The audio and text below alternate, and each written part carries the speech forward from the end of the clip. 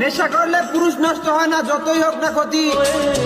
আমি নিজের চোখে দেখেছি প্রতিটা পুরুষ নষ্ট হওয়ার পিছনে রয়েছে কোনো এক মায়াবতী।